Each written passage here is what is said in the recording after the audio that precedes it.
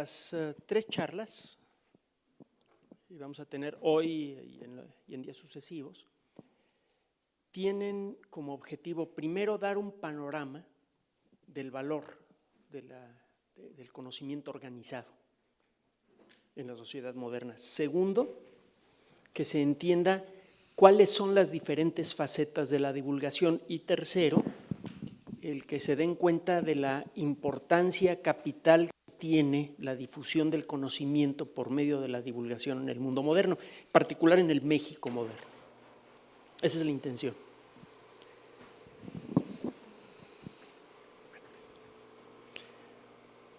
No crean que es una payasada esa formulita, ¿eh? Estos cuantos garabatos que aparecen allí dan una idea de cuál es la esencia del inicio de esta primera plática. La especie humana es con mucho la más importante del planeta en términos de su poder. Curiosamente, somos una de las especies más vulnerables que hay. Simplemente traten de pasar una sola noche sin los adminículos de la tecnología, incluyendo la ropa, en el campo, aquí mismo. Después de unos pocos días en el campo en esa situación, su vida va a estar en peligro. Y la realidad es que con la tecnología que tenemos, somos capaces de remover montañas incluso apretando un botón.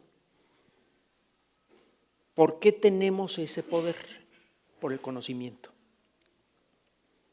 El conocimiento que hemos acumulado en solo 400 años, desde el inicio de la práctica científica moderna hasta ahora, nos permite generar unos garabatos como estos que representan a un universo entero. Esta es la fórmula base, lo que se llama la ecuación de campo de la teoría general de la relatividad. Cuando fue presentada por primera vez hace un poco más de un siglo, esta formulita causó furor entre la gente que la entendía, porque se dieron cuenta que a partir de las ideas que esconden estos símbolos, es posible representar la evolución del universo entero. Esos pocos garabatos representan al cosmos. Gracias a esos numeritos, fue posible llegar a la conclusión, sin levantar la cabeza del papel, en un escritorio, de que el universo tuvo un origen hace mucho tiempo. Y de entonces para acá, el conocimiento que se ha derivado de esas fórmulas nos han permitido establecer la fecha del origen del universo. Y del conocimiento derivado de estas fórmulas en un futuro, esperemos no demasiado lejano, podría desarrollarse una tecnología verdaderamente espectacular. Hay un investigador mexicano, Miguel Alcubierre, que de manera desde luego especulativa, pero basándose en los principios que esconde esta fórmula, describe lo que eventualmente podría servir para fabricar un motor capaz de mover a una nave del tamaño que sea a la velocidad que uno quiera, muy superior a la velocidad de la luz. Detrás de unos garabatos no solamente se esconde nuestro entendimiento del universo entero, sino quizá incluso la clave para conquistarlo. Ese es el poder que tiene el conocimiento organizado, y de eso trata la primera plática. Bueno, no importa. La siguiente, por favor. Muchas gracias. Si ustedes van a empezar a hacer el esfuerzo por divulgar, tienen que tratar de entender qué es lo que está en la mente de la gente con la que van a platicar. Un trabajo científico de cualquier tipo, es decir, un trabajo que tiene conocimiento organizado, se puede llamar científico. Eso involucra desde luego a la química, la física, las matemáticas, involucra a las agrociencias, involucra a las ciencias sociales. Cualquier forma de conocimiento estructurado, organizado y verificable se le llama ciencia. Cada vez que se utiliza, ustedes van a hacer divulgación científica. Bueno, ¿con qué se van a enfrentar cuando platiquen con la gente? Para comenzar, mucha gente tiene una idea distorsionada de la palabra ciencia. Para mucha gente la palabra ciencia significa alta tecnología, viajes espaciales, o ¿alguien identifica qué es esto? Es una máquina capaz de realizar operaciones quirúrgicas en forma automática. ya se han utilizado, este es para uso en seres humanos. El cirujano, a través de una pantalla, le indica a la máquina en dónde quiere hacer qué operaciones y el sistema robótico se encarga de hacerlo. En la actualidad todavía es el cirujano el que toma la decisión de en dónde cortar y por dónde moverse. Es solo cuestión de unos 5 o 10 años para que eso cambie y sea una máquina de manera automática la que realiza algunas operaciones. Ya se han hecho en perros, por ejemplo, de forma experimental, el suturar tramos de intestino de manera automática. Las suturas de intestino son especialmente complejas, es mucho más difícil suturar un intestino que casi cualquier otro tipo de tejido. El que una máquina pueda hacerlo de manera automática revela el poder de esta tecnología. Bueno, para mucha gente ciencia significa tecnología, buena y mala. También eso está en la mente de mucha gente cuando se habla de ciencia. Destrucción ambiental, armas de destrucción masiva.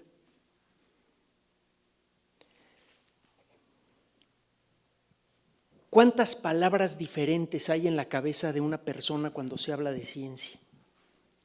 Matemáticas, tecnología, cambio climático. Para mucha gente, la palabra poder está asociada directamente con la ciencia. Generalmente la ciencia es una actividad organizada que está al servicio de un gobierno, por ejemplo. Esa es la imagen que tiene mucha gente en los Estados Unidos. Realmente, ¿qué es la ciencia? ¿Qué es lo que significa el término?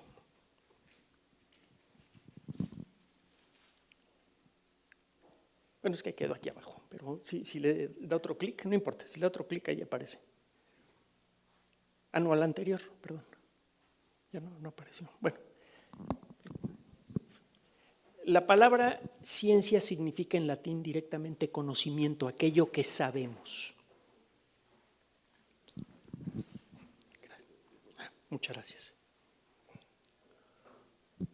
Bueno, quedó por acá la palabra. La palabra ciencia significa conocimiento. Ahora sí, la siguiente imagen. ¿Qué significa saber algo? En términos de la ciencia organizada significa que ustedes entienden lo suficientemente bien algún fenómeno natural, el que sea, como para poder describir sus causas y poder, dentro de los límites humanos, predecir su futuro. Cuando uno entiende algo, uno puede calcular qué es lo que va a pasar con ese algo. Ese es uno de los síntomas del conocimiento, la capacidad de predicción. Otro de los síntomas es la coherencia. La ciencia es una escuela filosófica, así como existe todas las escuelas filosóficas del pasado, incluyendo el nihilismo y todas estas historias con respecto a la naturaleza del yo, todos esos rollos que vienen a nuestra cabeza cuando hablamos de filosofía. La ciencia forma parte de esa familia. Es una forma de filosofía, una forma de tratar de entender al mundo. La ciencia es una disciplina filosófica que parte de una serie de ideas fundamentales. Una de ellas, que no son demostrables pero que suenan lógicas, una de ellas es que el universo funciona con base en una serie de principios que son descriptibles y que son coherentes entre sí. La ciencia describe un universo en donde existe, por ejemplo, una fuerza de gravedad y esa fuerza de gravedad, la descripción de esa fuerza de gravedad no interfiere con la descripción de otras fuerzas de la naturaleza. La descripción matemática de un rincón del universo es engranable con la descripción matemática de otra parte del universo. Hago uso de la palabra matemática porque las matemáticas son la forma más pura de lógica que tenemos en las manos de los seres humanos. El universo funciona de manera lógica, coherente, con base en principios universales que en principio son accesibles a nuestro entendimiento. Esa es la base de la ciencia. Una vez que uno acepta que el universo existe independientemente de lo que yo crea, que la naturaleza del universo se puede describir por principios universales que se pueden expresar en muchas ocasiones en forma de matemáticas, yo puedo diseñar un método de trabajo para tratar de adquirir nuevo conocimiento. Ese método de trabajo involucra crear una explicación propuesta para algún fenómeno natural, involucra que esa explicación sea coherente con otras explicaciones previas que han sido demostradas como correctas, e implica que esta idea haga una predicción. Por ejemplo, la teoría general de la relatividad, la formulita esa que vimos al principio, predice que cuando la luz de una estrella pase cerca de alguna cosa muy grandota como el Sol, se va a desviar una cierta cantidad de grados. Esta predicción se hace en 1916 y en 1919 se ve verificada. Estos 4 libros que se ven aquí son una muestra del alcance económico, político, social, cultural que tiene la ciencia. Este libro de aquí es responsable porque México sea un país independiente y no nada más México. Sobre las revoluciones de los cuerpos celestes de Nicolás Copérnico es un libro que fue publicado en el siglo XVI, en el que describe el movimiento de los planetas alrededor del Sol. En aquella época se creía que la Tierra era el centro de todos los movimientos del universo, cuando menos eso es lo que se creía en el mundo occidental. Sobre esa idea de que la Tierra es el centro de todos los movimientos que hay en el universo, se basaba una cadena de razonamientos que desembocaba en la idea de que los emperadores existen por derecho divino. La Tierra es el centro del universo porque así lo designó el Creador. El Creador puso al ser humano allí para que haga lo que se le pegue la gana con el ecosistema y el Creador puso a los emperadores para que hagan lo que se les pegue la gana con los otros onzos. Cuando Copérnico publica este libro, hubo un verdadero terremoto intelectual. Por alguna razón, probablemente por prudencia, Copérnico trabajó durante toda su vida en el libro y la primera prueba de impresión se la dieron en las manos el día de su muerte. Así que para cuando los católicos y los protestantes de la Europa del Renacimiento lo buscaron para quemarlo, ya estaba confortablemente muerto. Bueno. Este libro es responsable por el inicio de la era industrial. El químico escéptico, de Robert Boyle. En este libro, Boyle establece las bases de lo que ahora llamamos química. La química fue la primera disciplina científica en el siglo XIX, un siglo después de Boyle, en ofrecer suficiente conocimiento para establecer industrias de corte moderno. Las primeras industrias basadas por completo en principios científicos fueron las industrias de la medicina, de los colorantes para ropa y de otros productos químicos. Unos cuantos garabatos en un papel dispararon de manera muy directa una buena parte de la revolución industrial. Este libro de acá, Principios matemáticos de filosofía natural. Este nombre, filosofía natural, es el nombre de soltera de la ciencia. Ya ve que luego todavía andamos con el rollo de que a las señoras les cambian el nombre cuando se casan, que todavía no lo entiendo y en nuestra casa no lo aceptamos.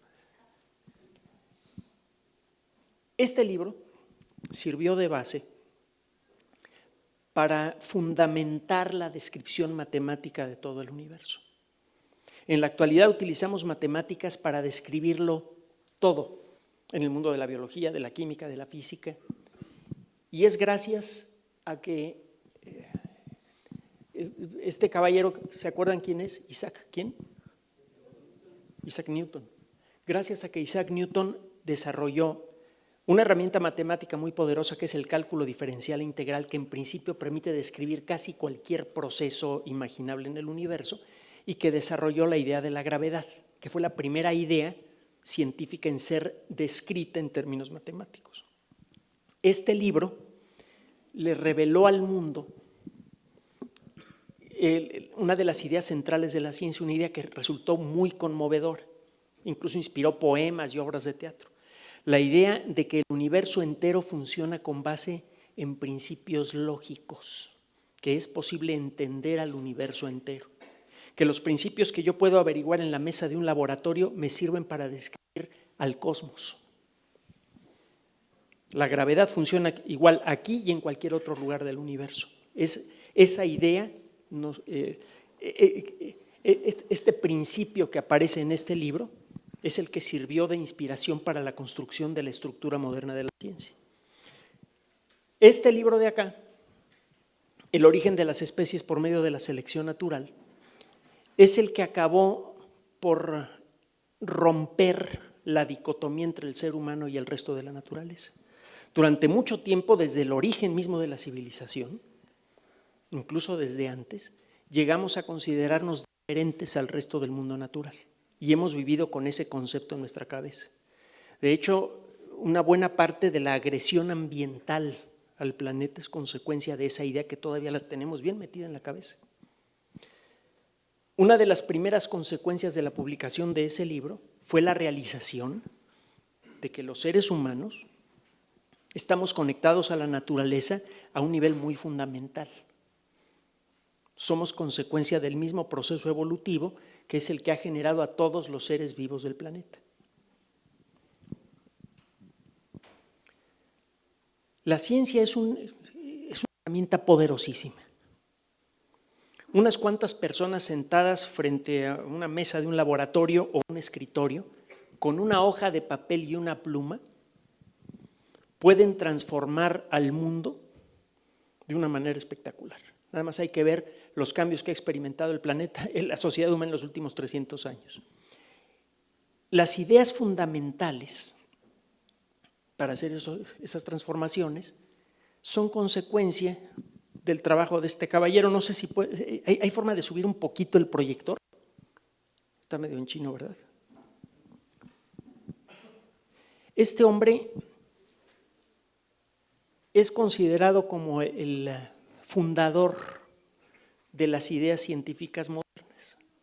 Es un tanto triste pensar que este caballero que vivió en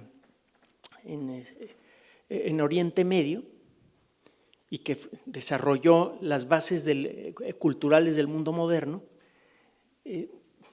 probablemente está enterrado en el mismo lugar en donde ahorita están echando bombas. Este hombre nació en Siria. Y de hecho su nombre completo, vamos a ver.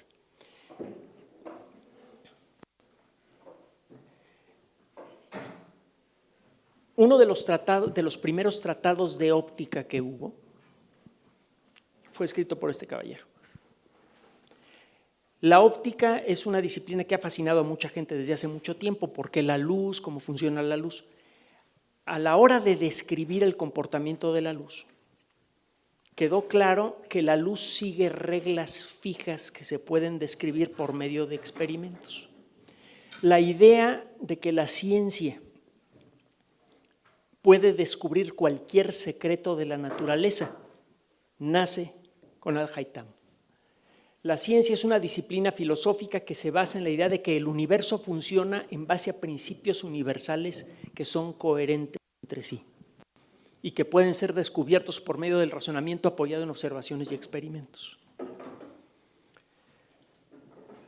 Nunca antes, prácticamente en ninguna cultura, se había considerado la posibilidad de que el ser humano pudiera hacerse del conocimiento del universo entero. Se supone que hay conocimiento que solamente es accesible para los dioses. Casi todas las culturas han funcionado con base en ese principio. El choque cultural que puso esta obra en la sociedad occidental fue enorme. Tarde o temprano, las consecuencias del trabajo de Al-Haytham inspiraron a personajes como Galileo para establecer las bases de la ciencia moderna. Uno de los elementos fundamentales de la ciencia, y al que vamos a regresar en las siguientes charlas, tiene que ver con la verificación del conocimiento. El conocimiento científico es públicamente verificable. Es una de las cualidades de la ciencia. La ciencia es naturalmente democrática. la decisión de si una idea vale o no vale no queda en manos de una autoridad. La validez de una idea no se firma en un decreto. La validez de una idea se certifica en una observación o en un experimento que en principio cualquier persona puede realizar. La idea puede ser una muy simple, por ejemplo, que existe una fuerza de atracción que hace que las manzanas caigan de los árboles, o puede ser una cosa más elaborada. Por ejemplo, la idea de que las especies evolucionan con el paso del tiempo. La idea de Darwin es presentada de una manera muy precisa en un libro que tiene que ver con la divulgación de las ciencias. También vamos a hablar de él, se llama El origen de las especies por medio de la selección natural. No es un libro científico, es un libro de divulgación. Eso les va a dar una idea de la importancia que tiene la divulgación y por qué tienen que involucrarse con ella. En este libro Darwin dice, bueno, todos los organismos tienen hijitos, ¿no? Las lagartijas tienen lagartijitas, los colibríes tienen pajaritos. Es claro para cualquier persona observadora que los hijos siempre son ligeramente diferentes a los padres. Esas diferencias en muchas ocasiones no importan, pero a veces uno de los hijos tiene una cualidad, una característica que se convierte en cualidad en las circunstancias en las que vive. Tienen ustedes un montón de lagartijitas rojas que viven en un bosque y les cuesta trabajo cazar a sus presas porque como son rojas destacan contra las hojas y son fáciles de hallar. Sus presas las detectan rápidamente y eso hace más difícil cazarlas. Si nace una que es verde por accidente, va a tener la posibilidad de sobrevivir mejor. Y la mayoría de los hijos de esta lagartija van a ser verdes. Si ese proceso se repite a lo largo de varias generaciones, van a tener ustedes una nueva especie de color verde. Esa es la esencia del argumento de Darwin. A la hora, Darwin era un observador muy preciso, muy cuidadoso y se dio cuenta, entre otras cosas, de algo que otras personas ya habían entrevisto, que la estructura del esqueleto, la siguiente imagen por favor, la estructura del esqueleto de las aves y de los reptiles es similar en algunos puntos. Por ejemplo, en la pelvis, algunas de las articulaciones. Pero hay diferencias esqueléticas muy obvias entre las aves y los reptiles. Los reptiles tienen cola. ¿Cuándo han visto ustedes una gallina con cola larga? Una cola huesuda. ¿Cuándo le han visto ustedes dientes a un pato? Qué bueno que no, pues son bien bravos. Bueno, Darwin dice, necesariamente vamos a encontrar, si mi idea es correcta, vamos a encontrar casos de organismos antiguos que van a estar a la mitad del camino entre las aves y los reptiles.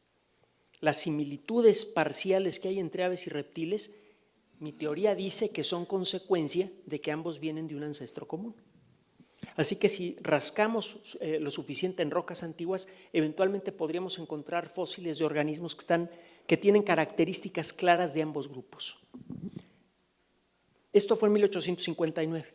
En 1861 aparece el primer fósil de Archaeopteryx, que es un bicho que tiene claras características de lagartija, que tiene una cola huesuda, tiene dientes, se alcanzan a distinguir un poquito aquí, y tiene plumas, se alcanzaron a fosilizar las plumas.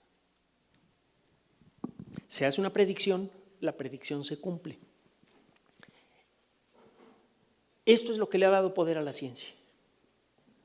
Se da una explicación sobre algún fenómeno natural y esa explicación tiene que estar construida para que ocurran dos cosas. Uno, que sea coherente con aquello que ya sabemos y dos, que haga una predicción o varias predicciones que una de dos, o se cumplen o no se cumplen. Si se cumplen, la teoría se acepta. Si no se cumplen, o se modifica o se va a la basura. No importa qué tan buena parezca. No existe ninguna otra actividad humana en donde esto suceda de manera sustantiva. Siguiente imagen, por favor. Por eso la ciencia ha progresado tanto en tan poco tiempo. En solo 300 años, 350 años, pasamos de Galileo Galilei, el hombre que inventó la ciencia moderna, la primera persona en hacer experimentos científicos de corte moderno fue Galileo. Experimentos que cualquier persona podía repetir para certificar que lo que decía Galileo era correcto. Pasamos de eso a esto. Esta imagen debería estar animada, es del Apolo 15, una de las misiones lunares. Las misiones que llegaron a la Luna fueron el 11, el 12, 14, 15, 16 y 17, 6 misiones lunares. El Apolo 15 fue la primera misión en pasar varios días en la Luna y la primera misión que llevaba un pequeño automóvil eléctrico para manejar en la superficie lunar. El video no está animado, pero en este video, este astronauta, David Scott, que fue el comandante de la misión, sostiene un martillo y una pluma de un ave. Se trajo una pluma de halcón, de un halcón que era la mascota oficial de los marinos de los Estados Unidos, y como este hombre fue marino, pidió una plumita para llevársela a la Luna. Sale a la superficie lunar en donde no hay aire y empieza a hablar de Galileo. Hace 300 años, 350 años, un señor llamado Galileo Galilei dijo que los objetos son atraídos por la Tierra independientemente de su forma y de su composición. Él decía que una pluma y una piedra caerían al piso al mismo tiempo de no existir el aire que interfiere con el viaje de la pluma.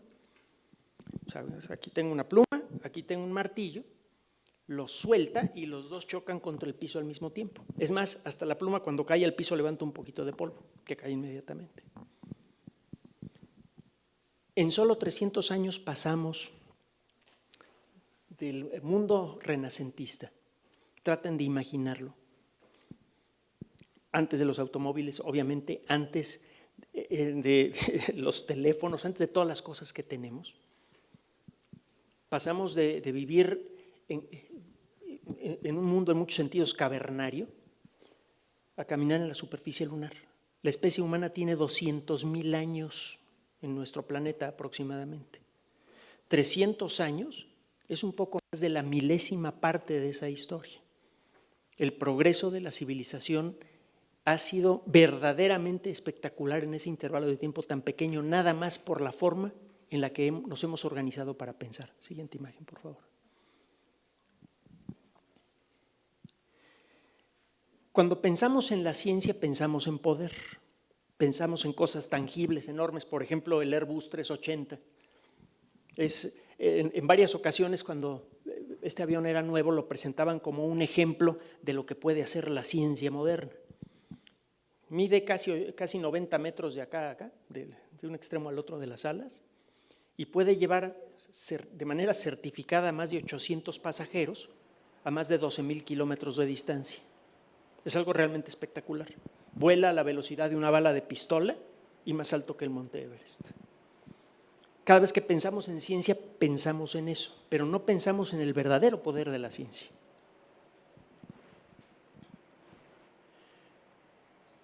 ¿Cuál es el poder que tiene la ciencia?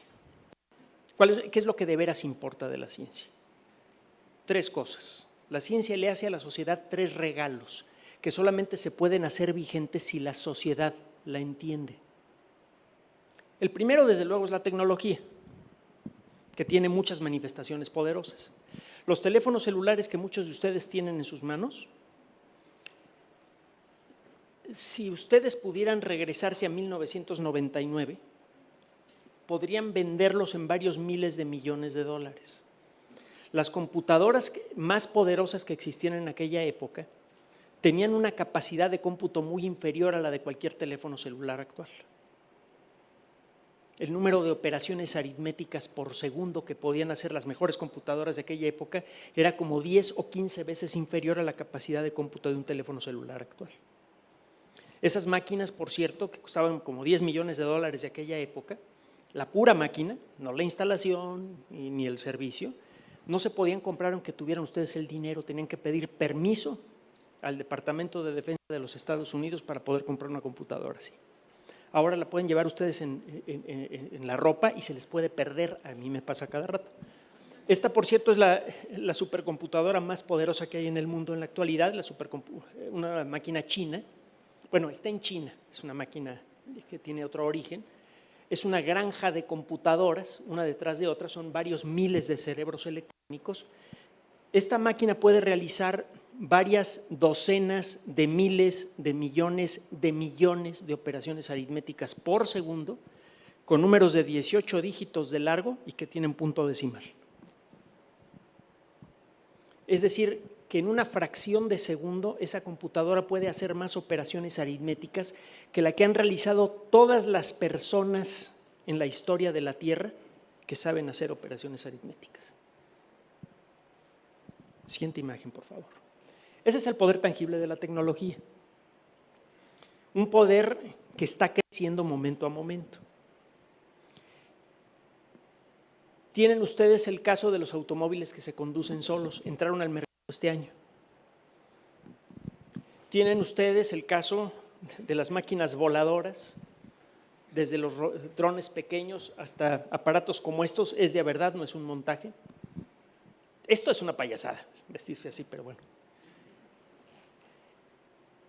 Está por iniciarse la conquista del sistema solar, este es el sistema Orión, que va a reemplazar al sistema Apolo antiguo que sirvió para ir a la Luna. Es la parte de adelante del sistema Apolo, es la parte de adelante del sistema Orión, que está diseñado para enviar misiones tripuladas con 6 o 7 personas a la Luna o incluso a Marte.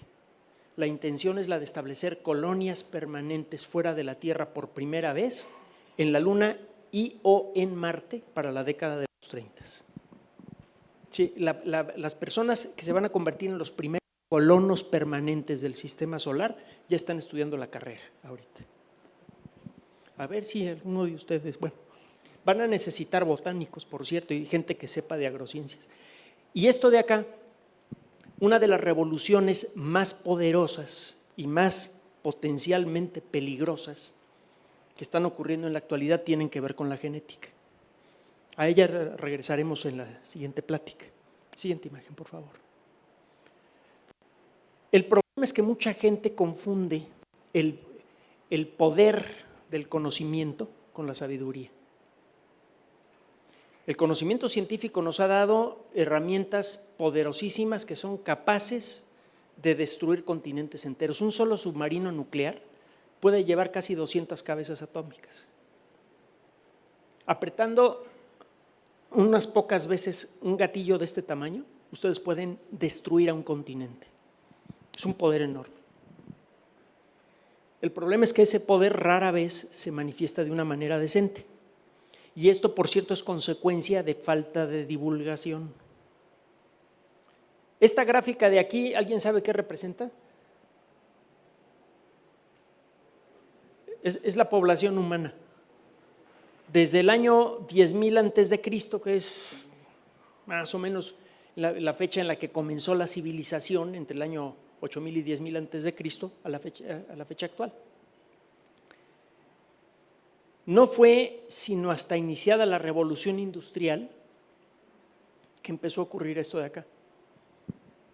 Tenemos un gravísimo problema ambiental que es generado no por el calentamiento global antropogénico, va a ser un caso de análisis en las siguientes charlas. Hay más perspectivas políticas y económicas que científicas detrás de la idea del calentamiento global. El problema que tenemos es de sobrepoblación, un problema extraordinariamente grave que no tiene solución inmediata. Y es consecuencia de haber aceptado los frutos de la ciencia de manera irresponsable. Durante casi toda la historia de la humanidad, el promedio de vida de la sociedad humana fue como de 16 años. Si ustedes tomaban todos los nacimientos que ocurrían en una cierta zona y sacaban el promedio de vida de toda esa gente, encontraban que el promedio les daba como 15, 16 años, porque la mayoría de la gente moría en los primeros años de vida. Era raro el que pasaba de la niñez. Eso se acaba gracias en buena parte a las aventuras de un puñado pequeño de investigadores. Hay un libro que siempre recomiendo que es Los cazadores de microbios, por favor léanlo. Además les va a servir de ejercicio para la cuestión de divulgación. Es un libro maravilloso. Gracias a esas pocas personas ocurrió esto de acá. A esas pocas personas y a la irresponsabilidad de la gente que se ha seguido reproduciendo, como en la época en la que la mayoría de los niños no llegaban a la adolescencia siquiera. Y otro de los problemas que tenemos es el de la concentración de poder. Tenemos contrastes como estos. El F-35, avión de combate del que se ha hablado mucho ahora que inició la nueva administración en los Estados Unidos, Cuesta cada uno de estos como 90 millones de dólares. Se está destinando un presupuesto de más de 1 millón de millones de dólares nada más para fabricar estos juguetitos. Una fracción muy importante de la población mundial, muy importante, vive así. Este tipo de contrastes son posibles porque la sociedad humana muchas veces no sabe lo que se trae entre manos en lo que al conocimiento se refiere. Una de las consecuencias de no entender el papel social de la ciencia es que se permite la concentración del poder que genera en unas cuantas manos con consecuencias como estas. El primer regalo que da la ciencia al mundo es la tecnología. La tecnología que usada con sabiduría puede ser una cosa maravillosa o puede ser la causa de nuestra propia destrucción. ¿Qué otro regalo le hace la ciencia a la sociedad humana? La capacidad para pensar objetivamente. Ustedes pueden conjuntar a gente muy diferente, con historias personales muchas veces diametralmente opuestas, con perspectivas políticas, religiosas y económicas muy diferentes, y pueden ustedes hacerlas trabajar de manera coherente y creativa dentro del marco de la ciencia. Es porque la ciencia lo invita a uno a pensar en el problema que tiene uno enfrente y a dejar de lado las diferencias con otras personas. Ese es uno de los síntomas de la objetividad de la ciencia. Y un buen ejemplo es el caso de este señor y de este otro. Este pues lo conocen, ¿no? Y este, Max Planck. Max Planck es el fundador de la teoría cuántica y fue, por cierto, uno de los que rescató a este señor de la oscuridad. Planck era muy patriota, pues sí, se podría utilizar el término. Era muy leal a Alemania, persona muy cuidadosa en su vestir, muy cuidadosa en todos los aspectos de su vida. Era de esas personas que cuando salía a pasear ustedes podían poner el reloj a tiempo viendo a qué hora daba la vuelta a una de las esquinas de Berlín. Era muy metódico. Einstein era lo contrario. En contra de lo que mucha gente piensa, no siempre se vestía como si acabara de salir de reparar un automóvil, pero sí era una persona caótica en su forma de ser. Fue caótica en su vida familiar, etcétera, etcétera, muy contraria a la de Planck. Y fueron grandes amigos como consecuencia de que encontraban siempre un objetivo común en el trabajo. La ciencia es una disciplina que invita, entre otras cosas, a olvidarse de las diferencias personales para trabajar en forma colectiva. Ese ya es un beneficio. La ciencia también sabe reconocer, cuando funciona bien, la organización científica reconoce méritos independientemente del origen y situación social de quien los genera. Varios casos. Nicolás Christófilos.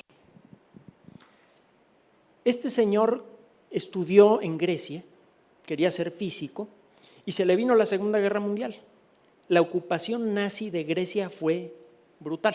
En todos lados fue brutal, pero en Grecia fue especialmente dura, porque los griegos a cada rato se ponían tercos con esta cosa que habían inventado que se llamaba democracia y por eso estaban quebrando los dientes con los nazis a cada rato. Este hombre tuvo que abandonar su carrera y el único trabajo que pudo encontrar fue en una compañía que le daba mantenimiento de elevadores. Era un ingeniero reparador de elevadores. En sus ratos libres hacía física. Llegó a predecir, basado en sus razonamientos, que la Tierra estaría rodeada con un cinturón de radiación generado por las partículas que vienen del Sol. Propone la idea, al principio nadie le hace mucho caso, la NASA comienza a hacer sus primeros lanzamientos a finales de la década de los 50 y su primer satélite de investigación, el Explorer, detecta esos anillos de radiación. Total que le acabaron reconociendo su estatus como físico, le dieron un premio y lo invitaron a trabajar como asesor, a pesar de no tener ningún trabajo previo como científico y de no haber logrado el doctorado. Otro caso espectacular, Michael Faraday. El mundo moderno, toda la electricidad del mundo moderno se debe a este hombre.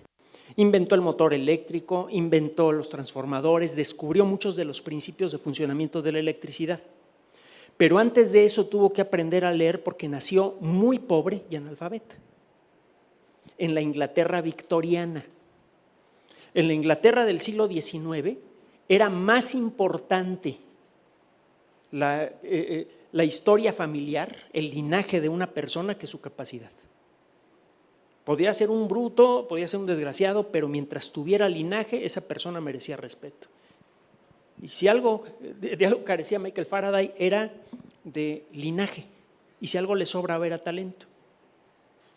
En donde la sociedad británica obviamente lo hacía a un lado, el único ambiente en donde logró progresar es en el mundo de la ciencia. Y se convirtió en uno de los padres de la ciencia moderna. Otro caso espectacular. Este señor de aquí, Milton Humason, se convirtió en uno de los astrónomos más importantes del siglo XX. Llegó al observatorio de Monte Wilson, que en aquella época tenía el telescopio más grande del mundo, haciendo esto. Era arriero de mulas. Este es Milton Humason. Era el hijo de un banquero que se había desbalagado, no quería trabajar, no quería estudiar. Se dedicaba, entre otras cosas, a despelucar gente con la baraja. A veces lo pescaban haciendo trampa y tenía que salir corriendo. Entre otros trabajitos, le ocurrió agarrar uno de arriero de mulas. Ayudó a construir el observatorio de Monte Wilson, se queda en Monte Wilson como conserje y eventualmente se convierte en astrónomo. Hizo trabajos tan buenos que la comunidad exigió que le dieran chamba de astrónomo, que le dieran la plaza y que le permitían publicar sus trabajos, y lo hizo. De hecho, fue el único colega cercano que tuvo Edwin Hubble, que fue el que descubrió la expansión del universo y que tenía un carácter muy diferente al de Humason. Hubble era un tipo muy creído, que hablaba como si fuera inglés, se vestía muy elegante, sus reuniones en casa eran muy exclusivas. Es una persona medio payasona. Y alguna vez le preguntaron a Humason, oye, ¿y cómo aguantabas a Hubble? Y él dijo, no, pues está en mi currículum, fui arriero de mulas.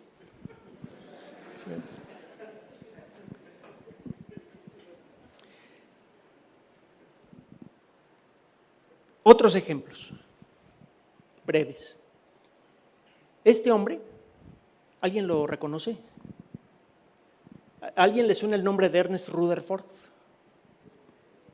Él fue el que descubrió la estructura del átomo, ganó el Premio Nobel de Química y la mayoría de sus alumnos ganó el Premio Nobel. Muchos de los descubrimientos básicos de física y química fueron realizados en el laboratorio de este hombre. Y él era hijo de un granjero. Uno de sus cuates del alma de mucho tiempo fue este señor de acá, Luis de Broglie.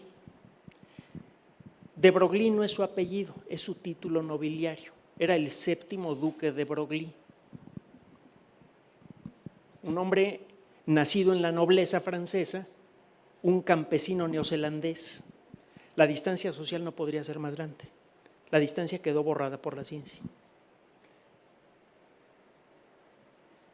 Otro aspecto que también mencionamos hace un momento, el talento profesional de alguien.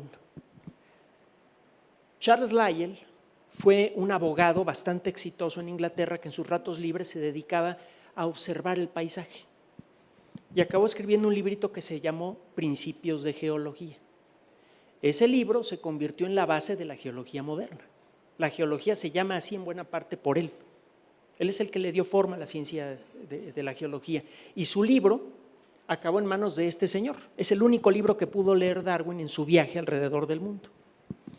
Darwin, desde luego, es el gran padre de la biología. ¿Y saben qué carrera tenía Darwin? Era teólogo, era aficionado a la ciencia. Nunca estudió ciencia de manera formal, igual que Lyell. La objetividad de la ciencia invita a escuchar los argumentos de una persona independientemente de su procedencia. La estructura misma de la ciencia invita a la verificación pública de las ideas de quien sea. Se elimina el autoritarismo, se elimina el sectarismo. Ya no hay un pequeño grupo de sabios que son los que derraman la sabiduría por el mundo. La sabiduría puede ser adquirida por cualquiera. Y todo lo que necesita es respetar ciertos principios básicos que involucran, entre otras cosas, el saber presentar las ideas que uno tiene y hacer predicciones que sean verificables. Como consecuencia de esto, la ciencia, como consecuencia de este segundo regalo que hace la ciencia, la actividad científica genera valores sociales importantes. Un ejemplo es la tolerancia. Es mucho más fácil encontrar una gran diversidad en materia de religión, de temas de política, de procedencia social y de cualquier otro asunto en el mundo de la ciencia que en cualquier otro ambiente. Basta con aproximarse a un gran centro de investigación, por ejemplo, los centros de investigación de avanzada que hay en México, el CERN en Europa, para ver la enorme diversidad cultural que allí existe en todos los sentidos. Si allí se tolera cualquier expresión cultural mientras sea razonablemente decente, si hay algún lugar donde se respete cualquier expresión cultural que sea mínimamente decente, es en el mundo de la ciencia. Y es frecuente encontrar declaraciones como estas entre científicos.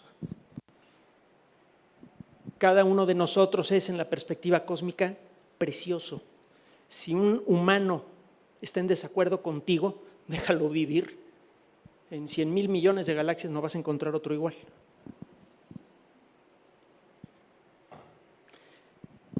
¿Cuál es el último regalo que hace la ciencia a la sociedad humana? Si se fijan, los regalos van perdiendo tangibilidad. El primero es la tecnología, los fierros. Yo puedo agarrar el micrófono, puedo agarrar una computadora. Son cosas que puedo usar, son cosas. El segundo regalo que hace la ciencia es una metodología de trabajo que tiene consecuencias humanas, una metodología que invita a la objetividad. El tercer elemento que regala la ciencia a cada uno de nosotros como individuos es una perspectiva de quiénes somos. Es algo menos tangible, pero con mayores consecuencias. Somos, a final de cuentas, lo que creemos que somos. A cualquiera de estas personas, si ustedes le cambian el software, podrían convertirlo en un animal violento. La única diferencia que hay entre un animal incivilizado y algunos de los personajes más importantes de la historia, de los más promotores del valor de la humanidad, los grandes exploradores, los grandes artistas, los grandes científicos, la única diferencia es el quién creemos que somos, qué perspectiva tenemos con respecto a nuestra propia existencia y la de los demás. Y la ciencia nos cambia de manera muy profunda esa perspectiva, no ha hecho otra cosa desde su fundación. Copérnico hizo eso con la publicación de su libro. Cambió nuestra perspectiva de quién creemos que somos. Y eso inició una cadena bien rastreable de desarrollo cultural que concluyó con la Revolución Francesa. Voltaire era uno de los grandes admiradores de Newton y Newton basó su trabajo en buena parte en el trabajo de Copérnico. Entonces, la ciencia nos enseña a vernos a nosotros mismos desde una perspectiva muy diferente y eso tiene cambios importantes en nosotros como individuos. Si eso por medio de la divulgación lo proyectan a la sociedad cambia. Vamos a regresar a esto de una manera más organizada en las siguientes pláticas. Bueno, saben quién es, ¿no? Y es quizá de los músicos de esa época el que tenía más conciencia de la dignidad fundamental de la condición humana, por eso lo pongo aquí. Pues ni les digo, ¿no? Tomé un ejemplo entre los muchos exploradores que hay, Edmund Hillary y Tenzing Norgay. Hillary fue la primera persona en pisar la cima del Monte Everest y después se quedó casi toda su vida en la región dedicado a ayudar a las comunidades locales para desarrollarse y tener una mejor vida. Siguiente imagen, por favor. Cada vez que cambia nuestra perspectiva por medio de la ciencia, cada vez que cambia nuestra perspectiva de quién creemos que somos, suceden grandes eventos sociales. Esta es una traducción al español de los derechos del hombre. ¿Saben quién es esta dama? Esta fotografía yo creo que sería imposible en las circunstancias actuales. Fue la primera dama de los Estados Unidos.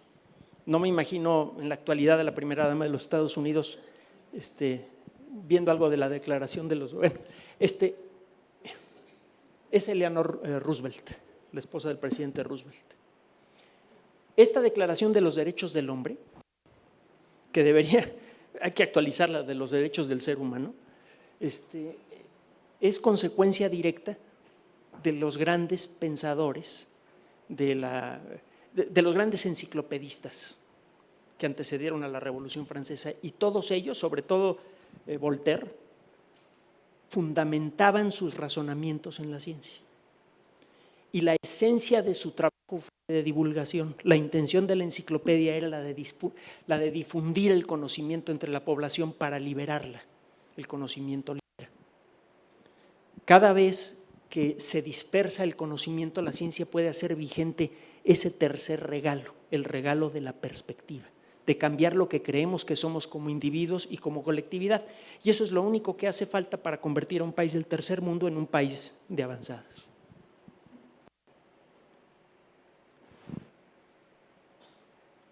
Esta imagen de aquí viene de una película. ¿Alguien la vio? ¿La reconoce? El Marciano. ¿No la han visto? Los que no la han visto se la recomiendo. Habla de ustedes.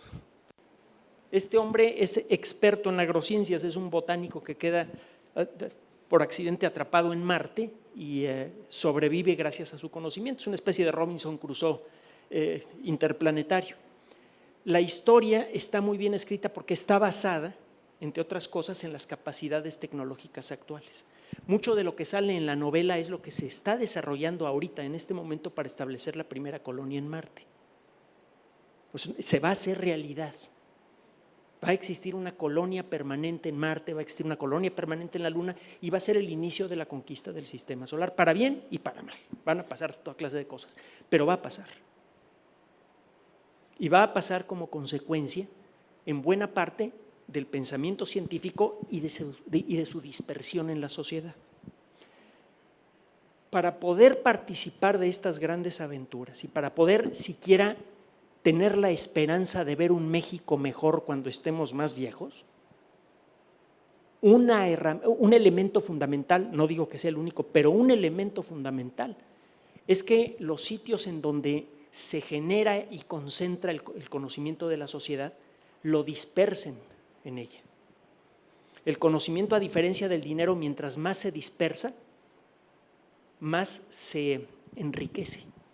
Cuando el dinero sale de sus bolsas, pues ustedes se empobrecen, ¿no? Pero cuando el conocimiento sale de ustedes hacia otros, la sociedad se enriquece. Ustedes ganan y ganan las personas que los escuchan. El mensaje de esta primera charla es: la ciencia es seguramente una de las actividades más importantes para el progreso de cualquier sociedad. Y no solamente el progreso material, sino también el progreso cultural. La ciencia tiene la capacidad de producir cambios fundamentales en la sociedad, tanto por la tecnología que genera, como por los cambios intelectuales que produce en la colectividad. Y esto es quizá lo más importante de todo. Es necesario, para que esto ocurra, que el conocimiento se disperse de la manera apropiada. Es necesario que quienes se dedican a capturar, construir y estructurar el conocimiento se dediquen también a dispersarlo.